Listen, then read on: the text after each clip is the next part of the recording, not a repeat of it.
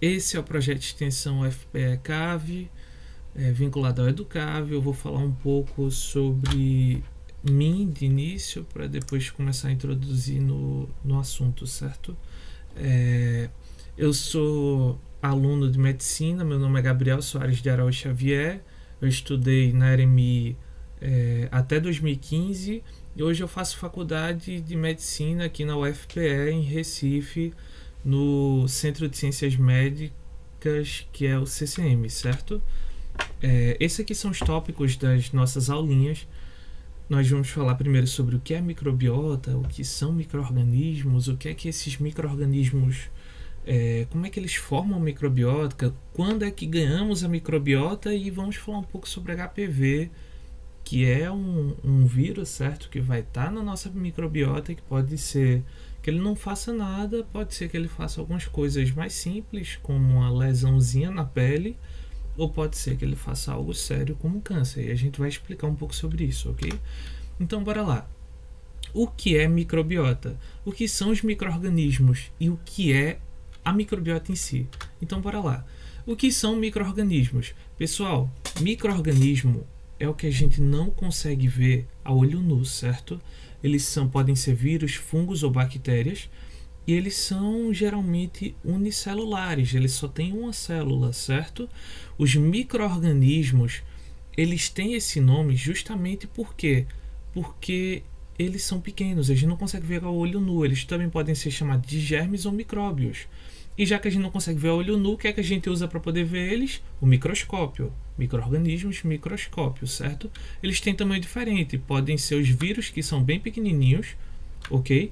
Ou podem ser um pouco maiores, como as bactérias, ou os fungos, que inclusive é o maior ser vivo que existe. Não sei se vocês sabem, existe um fungo que é gigante, gigante, gigante. Ele toma todo o chão, certo? Esses micro-organismos, eles podem estar presentes no seu celular, podem estar presentes na sua garrafa de água, podem estar presentes na sua mão nesse exato momento. E mesmo que você lave, eles não vão sair todos, certo? Inclusive, eles fazem parte do nosso corpo, como da nossa boca, certo?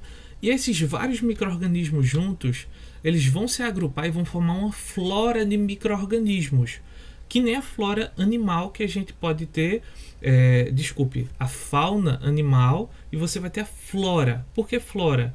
Porque ele vai estar vinculado, ele vai estar aderido, certo? Essa microbiota, ela vai estar aderida à nossa pele, vai estar aderida ao nosso trato gastrointestinal, como a gente pode ver nessa imagem, que você tem uma microbiota no seu intestino formado por vários e vários tipos de micro-organismos, por bactérias espiraladas, por bactérias arredondadinhas, certo? Achatadas em forma de estrela. Todo tipo de organismo você vai ter, todo tipo de micro-organismo você vai ter formando a parede, e junto da parede do seu epitélio, da sua pele, do seu né? Do seu intestino, revestindo lá ela, certo? Tá, Gabriel, você falou e não falou nada. Então bora tentar exemplificar em um videozinho, certo? Existem vários tipos de micro-organismos, vários tipos com características diferentes entre si, certo? E esses micro-organismos, eles vão se juntar e eles vão formar a nossa pele, por exemplo, eles vão revestir o nosso intestino. Para quê? Para fazer isso. O que você comer, que você não conseguir produzir moléculas para digerir, esses micro-organismozinhos, eles vão justamente fazer o que? Eles vão quebrar. Ou seja, esses vários tipos de micro-organismos diferentes, vai ter um para poder digerir uma fibra que você não consiga quebrar, vai ter um para poder fermentar ou então digerir a lactose que você não consegue metabolizar. Então esses micro-organismos, eles vão participar dos processos biológicos do nosso corpo, e a nossa imunidade vai estar aí tentando regular eles, certo? Se tiver um micro-organismo que seja agressor, que seja violento, a nossa imunidade, ela tenta combater ele, tenta poder fazer com que os micro-organismos fiquem em equilíbrio. E os próprios micro-organismos, eles produzem células segundo mensageiro, certo? De comunicação. Elas produzem uma moléculazinha para se comunicar com as outras, inclusive com o nosso próprio intestino, para poder regular eles, certo? E eles podem vir para a gente por meio da alimentação, dos hábitos de vida. Você sempre vai estar modulando a sua microbiota em pequena ou maior quantidade. Tá, Gabriel, o que quer dizer modular a microbiota? Pessoal, cada local do nosso corpo vai ter uma microbiota diferente. A sua pele vai ter uma microbiota, que são esses micro-organismos que estão aí, certo? A fossa nasal vai ter também a sua própria. A faringe e a traqueia vai ter a sua própria. A cavidade bucal vai ter a sua própria. Tem uma bactériazinha que fica no nosso dente ali próximozinho. E quando você come açúcar e não escova os dentes, ela produz ácido. E esse ácido vai simplesmente corroer o seu dente e fazer a cárie. Então a gente tem essa microbiota, esses vários micro-organismozinhos que formam a microbiota convivendo na nossa boca, certo? O trato gastrointestinal, como eu já falei, também tem. E a mucosa vaginal, a vagina por dentro, ela também vai ter a microbiota dela. Várias bactérias que vão manter o pH, a temperatura por dentro da vagina, certo? Para poder fazer com que ela funcione normalmente. A nossa uretra, que é a saída da bexiga para poder soltar a urina, certo?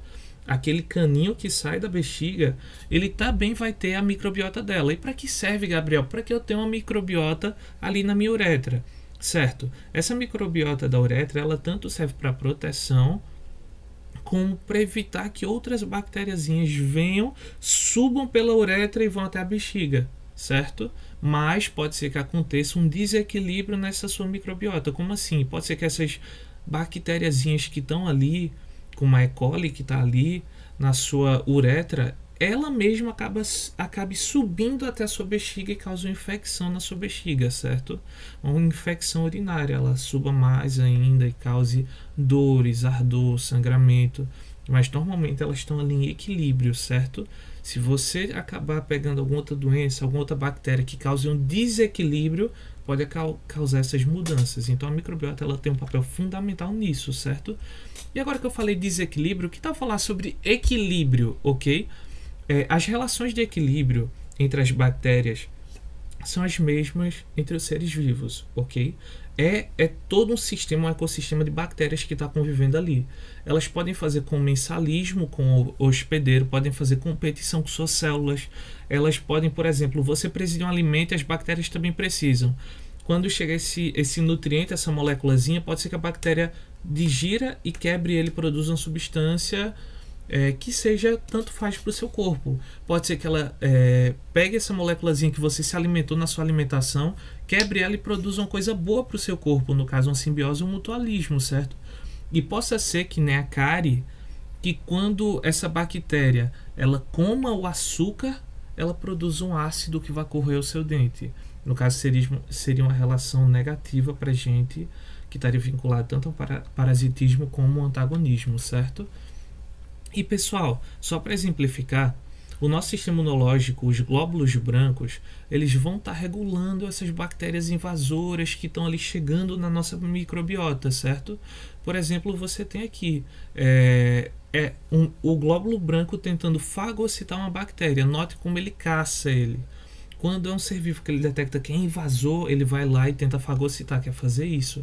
Ele está digerindo, ele está se alimentando dessa bactéria invasora, certo? Desse micro-organismozinho que não faz parte da microbiota normal da gente enquanto ser vivo, ok? E quando nós ganhamos microbiota? Quando é que ela é fixada na nossa pele? Quando é que ela se fixa na nossa barriga, pessoal? E qual a importância dela? Ok, bora lá. Microbiota e o nascimento. Exatamente como está descrevendo aí. A microbiota, ela é fixada no nosso corpo. A gente consegue constituir a microbiota quando a gente nasce. Como assim? O recém-nascido, quando está dentro do útero da mãe, ele não tem nenhum micro-organismo vivendo ali na pele dele, no intestino dele, na boca dele. Não tem. Dentro do útero da mãe, o ser vivo, o concepto, o bebezinho que está ali sendo formado, ele tem que ser estéril. Ele não pode ter alguma coisa competindo com ele pelos alimentos, pelos nutrientes da pele dele, do sistema nervoso dele, do sistema gastrointestinal dele. Não pode ter nada atrapalhando os nutrientes de chegar até esse bebê, certo? Então é um ambiente estéril, ok? Quando o bebê nasce, seja pelo canal de parto, pelo parto normal, saindo lá pelo canal vaginal, aquelas bactérias que eu falei que tinha revestindo a mucosa vaginal vão todas ficar pelo bebê. Então ele vai começar a ganhar uma defesa de microbiotas, ok? Tá, Gabriel, mas isso não é ruim para o bebê? Quando ele sai do organismo da mãe, ele sai do ambiente que é estéril, que ele estava lá dentro do útero, fechadinho. Ele vai para o nosso ambiente aqui, que não é estéril, que tem várias bactérias em todos os lugares que existem. Então, a microbiota que ele acaba compartilhando nessa saída, que ele acaba recebendo da mãe, serve para a proteção dele, certo? E tem um predomínio de micro-organismos anaeróbios, e é o início da colonização, ou seja, quando essa microbiota vai começar a colonizar esse recém-nascido, certo? E pela cesárea, então, pessoal, a cesárea vai ser quando a gente fizer um corte na barriga, na parede abdominal da mãe, e a gente vai fazer um corte também no útero, vai abrir o útero e vai tirar o bebê, certo? Quando faz isso, ele não passou por onde? Pelo canal de parto, não passou pela mucosa vaginal. Então ele simplesmente não vai ter o ganho daqueles micro-organismos que estavam ali vivendo no canal vaginal da mãe. Então esse bebê, ele vai pegar quais organismos? Quais vão ser os organismos que ele vai acabar recebendo? Vão ser os da luva do médico, vão ser os do contato do pessoal da saúde. Então acontece que são organismos mais lesivos, que não são tão estéreis e tão cuidadosos e específicos quanto o do canal vaginal da mãe, certo? Por esse motivo, essa criança que nasce por cesárea tem mais chances de ter alergias, de ter asma. Isso é uma questão justamente pela consolidação dessa microbiota do bebê, certo, pessoal? E bora tentar exemplificar isso em um videozinho para ficar mais claro para todo mundo entender, ok? Eu vou botar todos esses vídeos na referência. Ó, tá aí o bebê em um ambiente estéril dentro do útero da mãe. Quando ele vai nascer, que ele passa pelo canal de parto, justamente aquela microbiota que tinha no canal vaginal da mãe vai passar para o bebê. Ele vai começar a ter a sua colonização de microbiota. Quando ele vem de cesárea, ele saiu ainda estéril, certo? Ele saiu sem ter contato com tantas microbiotas e vai ter o passar de micro-organismos para ele por meio da equipe de saúde. O leite materno também vai contribuir para alimentar essa microbiota que está sendo colonizada no bebê. Vai servir para eles poderem se alimentar, crescer, se desenvolver, certo? E isso vai ocorrer até os 2 anos de idade. Ou seja, até os 2 anos de vida de qualquer ser humano, a microbiota dele vai estar sendo desenvolvida. É por isso que até os 2 anos de vida é importante cuidar da alimentação do bebê, ter cuidados com o que ele toca, para onde ele vai, quais são os vírus que ele entra em contato, porque a microbiota vai regular toda a alergia que o bebê vai poder ter na vida dele, vai conseguir relacionar como o bebê vai conseguir se alimentar bem, se ele vai ter alergia a alguma coisa, se ele vai conseguir digerir melhor um alimento ou outro. Então, até os 2 anos de vida de qualquer ser humano é importante cuidar bastante da alimentação, dos resfriados e da saúde para poder controlar essa microbiota, certo, pessoal? E bora lá para a próxima parte. Qual a importância da microbiota? Como a gente já tem falado há um tempinho, a microbiota ela vai poder ser boa, ruim ou nem tanto. Boa, como a gente já falou no início, vai poder ser para poder digerir alimentos, ok? Vai poder ser para compartilhar saúde com os epitélios em que elas vivem. E ruim é como tá aí, como a gente já falou, as bactériazinhas que estão na boca, certo? Que quando você escova, você evita que elas se proliferem, que elas cresçam naquele ambiente. Elas são bactérias que vão causar mal ao seu dente, certo? E é uma microbiota ruim para o nosso dente, ok, pessoal? Tá, mas outro exemplo bastante importante são os micro-organismos que eles vão produzir serotonina. Na nossa barriga, no nosso intestino, tem bactériazinhas que elas são responsáveis pela produção de 90% da serotonina do nosso corpo. E o que essa serotonina faz? Ela vai interagir nos nossos neurônios, são moléculazinhas que interagem e servem justamente para deixar a gente feliz, mais animado e tal. E porque essas bactérias elas vão querer produzir essa serotonina? Porque quando você está mais feliz, mais tranquilo, você tem uma regulação melhor da sua fome, você busca mais. Por isso tem essa produção de serotonina pela microbiota, entendeu? É uma autorregulação. Ela tenta entrar em contato, fazer um eixo de contato lá com o seu sistema nervoso, produzindo essas moléculas chamadas serotonina, certo? Então pensa, a microbiota do intestino tem contato com o seu sistema nervoso por conta das moléculas que ela produz. Assim, ela mantém o seu sistema nervoso saudável e faz com que você continue comendo e alimentando ela, entendeu? Isso é a importância da nossa microbiota intestinal. Fora isso, também tem dores de barriga. Só para fechar a ideia, certo, pessoal? A dor de barriga, para você ter uma noção, ela pode ser causada por uma desbiose, que é um desequilíbrio, certo? Na sua microbiota intestinal. Você comeu coisas que não deveria demais, comeu muito leite, comeu muito algum alimento que vai alimentar muito algum micro-organismozinho que estava lá. E ele vai causar um desequilíbrio. Esse micro-organismozinho vai aumentar muito e vai fazer com que você tenha uma dor de barriga, certo? Então tem que controlar a sua microbiota. Beleza, pessoal? Tá, mas vamos trazer um exemplo melhor ainda. A gente vai falar sobre a relação entre a microbiota e o HPV, o papiloma vírus humano, certo? E vamos falar sobre como o HPV e a microbiota vaginal podem, por meio da relação deles, causar o câncer de colo de útero.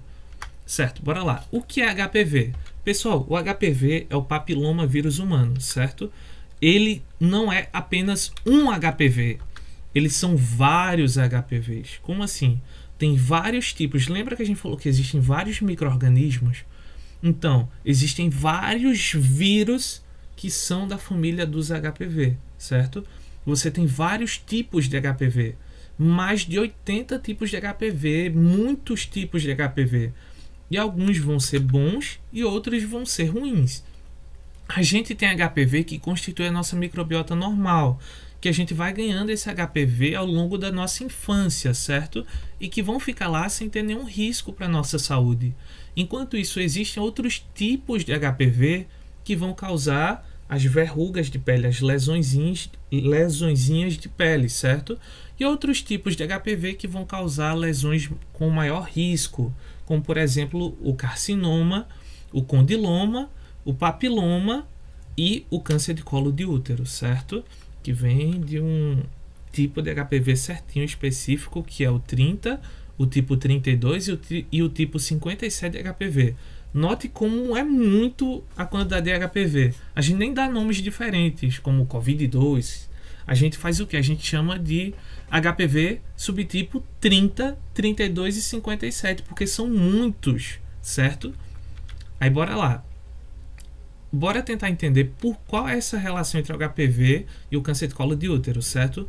Para entender isso, é importante entender que as verrugas vulgares que a gente tem, que é um tipo de lesão, uma mudança na nossa pele, é provocada por um HPV, ok? Então, quando você tem aquela verruguinha que o pessoal fala, não corta, senão vai criar outra, certo? É porque o agente causador dela, o HPV, quando você cortar, você pode transmitir ele para outro lugar, certo? Isso é um tipo de HPV. Lembra que eu disse que tem vários tipos de HPV que vivem na nossa microbiota?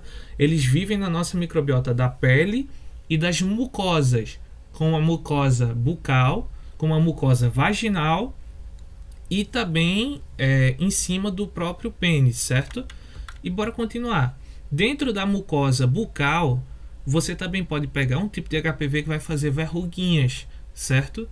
E como você pode ver aí, isso passa de ser humano para ser humano. É papiloma vírus humano, certo? Lembra desse bisuzinho. Então, se você entra em contato com essa verruga dessa mucosa, como a mucosa ela é um pedaço de pele bem fininho, você pode acabar passando. Por isso que é mais fácil passar tipos de HPV que causam verruga pelas mucosas, ou seja, pelo beijo, por atividades sexuais que também têm um contato com mucosa, certo? Como, por exemplo, a gente pode ver nesse outro tipo de HPV que está rodeando a boca dessa paciente, certo? Então, pessoal, e sobre o câncer de colo de útero? Nesse quesito, é importante destacar, lembrem, por favor, que a mucosa vaginal ela tem micro-organismos que vão fazer a microbiota lá, certo? Aquele microbioma. Essa microbiota ela vai poder ser positiva, controlando o pH, controlando a umidade da vagina, certo? Mas quando você tem o HPV, daqueles 3 tipos que eu falei, 30, 32, chegando lá, ó, ele vai colonizar e vai começar a mudar o colo uterino, ok? O colo uterino é justamente essa parte que eu estou apontando bem aqui, certo, pessoal? E o que é que esse colo uterino aqui ele vai fazer de diferente, certo? Qual o papel desse colo uterino? Esse colo uterino, ele segura o bebê quando está sendo gerado no útero. O bebê vai ter a gestação e vai ser mantido por esse colo uterino, certo? Imagina, por gravidade, se não tivesse esse colo uterino, o bebê podia sair. Então, esse colo uterino, ele serve para poder manter o bebê lá dentro, ele serve para poder segurar o bebê lá dentro. Quando você tem um HPV invadindo esse colo uterino, gerando inflamação, gerando sangramento, gerando dor, o que é que vai ter que fazer? O ginecologista, ele acaba fazendo conização, que é cortar em formato de cone esse colo uterino, por conta do HPV que infectou lá, certo? E quando ele cortar esse pedaço do colo uterino, não vai ter mais como segurar tanto o bebê assim. Então vai ser mais difícil manter uma gestação por ter tirado o colo uterino, certo? Além de que, se a mulher tá com HPV que infectou a mucosa vaginal dela, inflamou do jeito que está inflamado e ela não foi buscar o médico para poder saber o que é que está tendo ali, porque está sangrando sem estar na menstruação, então o que vai acontecer? Justamente esse HPV ele pode continuar migrando, continuar subindo, certo? E causar inflamações piores e acabar criando um processo cancerígeno maior, certo, pessoal? Que tenha que tirar o útero todo, que possa espalhar para outros locais. Então é importante ter fiscalização. Tá, Gabriel? Você está falando como se o HPV ele causasse o câncer de colo de útero. E é exatamente isso. Se o HPV não chegar na mucosa vaginal, não vai ter câncer de colo de útero. Por isso que é importante utilizar preservativo e principalmente juntar o preservativo com a vacinação contra o HPV. Pessoal, se você se vacinar e evitar que você tenha um organismo que possa vir a deixar esse HPV fazer o que ele quiser, você evita que consiga chegar a um estado assim. E além disso, é importante também que evite ter contato com HPV, certo? Para evitar que ele vá lá mudar a sua microbiota do seu sistema reprodutor, que venha causar verrugas. Então é necessário ter biossegurança, ter higiene, ter cuidado e principalmente manter proteção, certo, pessoal? E vacinar. É importante fazer a vacinação contra o HPV, certo, pessoal?